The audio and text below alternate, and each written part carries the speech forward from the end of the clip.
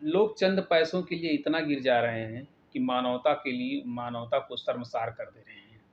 आज के दौर में लोग पैसे के पीछे इतना भाग रहे हैं कि एक दूसरे को पहचानना, भूल जानना, सारा चीज़ बहुत से लोग भूल जा रहे हैं। हेलो दोस्तों, नमस्कार। आप सभी लोगों का हमारे यूट्यूब चैनल राकेश सफ़र अभी तक में स्वागत एवं अभिनंदन है। आशा करता हूं कि आप सभी लोग जहां भी कहीं होंगे स्वस्थ एवं सुरक्षित होंगे। आज की सच्ची घटना है महाराष्ट्र के पुणे की। फ़ोन आता है, एक कॉल आता है महाराष्ट्र के पुणे से। एक कॉल आता है इम्तियाज़ हसीम शेख का। कहते हैं मियाँ जी सलाम वालेकुम। मियाँ जी इधर से बोलते हैं वालेकुम अस्सलाम। इम्तियाज़ हसीम शेख कहते हैं मियाँ जी आपसे मैं मिलना चाहता हूँ, बहुत ज़रूरी है। मियाँ जी कहते हैं ठीक है सर, मैं आपसे आके मिल लेता हूँ। मियाँ जी जाते हैं, सलीम से कहते हैं कि मियाँ जी जब जाते हैं इम्तियाज़ हसीम के पास, तो हसीम शेख कहते हैं कि हमारा पैसा कब दोगे। मियाँ जी कहते हैं सर मैं आपका पैसा कुछ दिन में ही लौटा दूंगा। 4 दिन बीतता है, फिर दोबारा कॉल आता है। दोनों लोग मियाँ और मियाँ की बीवी दोनों साथ ही में घर पर थे। दोनों लोगों को फिर दोबारा हसीम से बुलाते हैं, कहते हैं आप हमारे घर पे चलाइए, बहुत ज़रूरी काम है आप लोगों से। मियाँ और मियाँ की बीवी दोनों लोग जाते हैं और वहाँ कहते हैं कि हमारा पैसा इम्तियाज़ हसीम शेख कहते हैं कि हमारा पैसा दे दीजिए, पैसा लौटा दीजिए। बातचीत हो रही थी, दोनों में आपसी तालमेल बैठाया जा रहा था। वो वक्त मांग रहे थे और ये वो वक्त ना नहीं देना चाह रहे थे। वक्त ना मिलने पर उसी दरमियान उनकी नज़र, हसीम शेख की नज़र उसकी बीवी पर पड़ी, मियाँ की बीवी पर। मियाँ की बीवी बहुत खूबसूरत थी, उनका दिल उस पे आ गया। अब वो कहते हैं कि आप पैसे का कुछ ना हमको दो, आप अपनी बीवी को हमारे लिए एक रात के लिए छोड़ दीजिए, एक दिन के लिए छोड़ दीजिए। अब इस पे मियाँ जी बहुत गुस्सा होते हैं, उनकी बीवी भी क्रोधित होती हैं। लेकिन बात ऐसी हुई कि दोनों वो कुछ कर भी नहीं सकते थे क्योंकि पैसा उनके पास था नहीं। तो बात ऐसी हुई कि वो लोग किसी तरह कन्विंस किए और वो जब नहीं मान रहे थे तो वो दबंग टाइप साहूकार, यानी वो जो इम्तियाज़ हसीम शेख थे वो साहूकार थे, पैसा लोगों को देते थे। बहुत लोगों से उस तरह की पैसा वो लेते थे, ऐंठते थे, इस तरह से कारोबार करते थे। तो दबंग लोगों को यानी गुंडों का कुछ सहारा लिए और उनकी बीवी को वहाँ बंधक बनाए और उसी दिन अब उसकी बीवी के साथ बलात्कार किए। उसकी बीवी के शरीर से एक-एक कपड़ा हटा के बलात्कार किए, उसके एक-एक तन से खेले, जैसा उनका मन हुआ, जितनी बार इच्छा हुआ उतनी बार वो वहाँ खेलते रहे। पत्नी, बीवी यानी मियाँ की बीवी गिड़गिड़ाती रहीं और वहीं मियाँ भी उनसे हाथ जोड़ पैर सब जोड़े, ये सब माफ़ कर दीजिए, मैं आपका पैसा जल्दी लौटा दूँगा। लेकिन इम्तियाज़ हसीम शेख, जिसको साहूकार कहते थे, वो मानने को तैयार नहीं था। मानने को तैयार नहीं था। अब किसी तरह वहाँ से वो लोग, वहाँ जब वो रात बीत गई तो वहाँ से वो छोड़ा। ये लोग घर आए। फिर फिर क्या कहते हैं 4 फरवरी 2023 को दोबारा फ़ोन आया उसी साहूकार का मियाँ के पास कि मियाँ साहब आप हमारे 40,000 रुपया भेज दीजिए, या तो आप अपनी बीवी को हमारे पास भेज दीजिए। और मियाँ फिर मजबूर, फिर लाचार। अब पैसे कितने थे? पैसे थे मात्र 40,000 रुपये। मात्र 40,000 रुपये के लिए एक आदमी कितना गिर जा रहा है, आप इस कहानी में सोचिए और देखिए अभी आगे क्या होता है। तो 4 फरवरी 2023 को मैं तुमसे फिर से मिलना चाहता हूँ।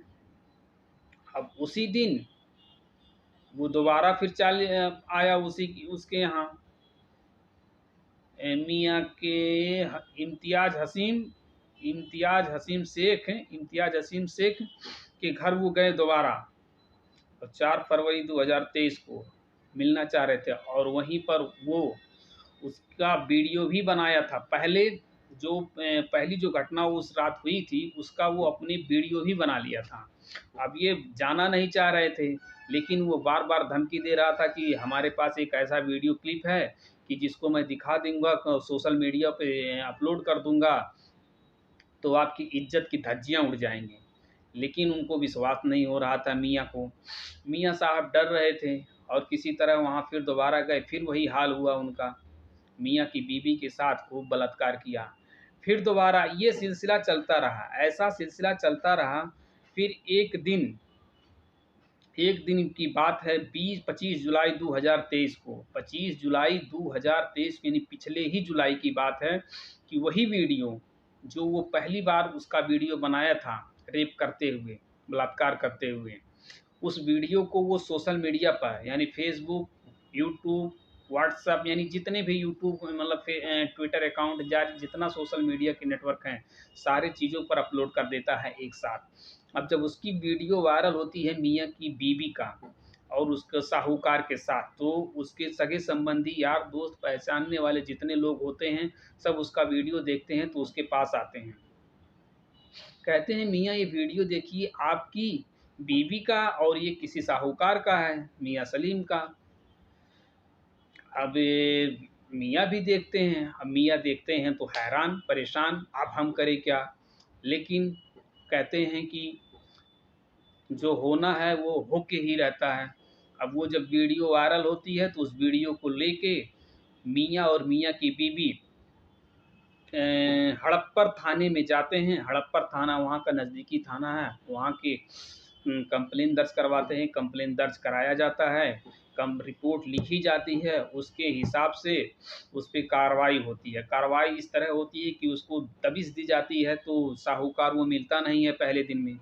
दूसरी दिन जब दबिश दी जाती है तो साहूकार वहाँ मिलता है। जब साहूकार मिलता है तो उससे जांच पड़ताल पूछताछ की जाती है, तो सारी सच्चाई, सारी घटना सामने आती है।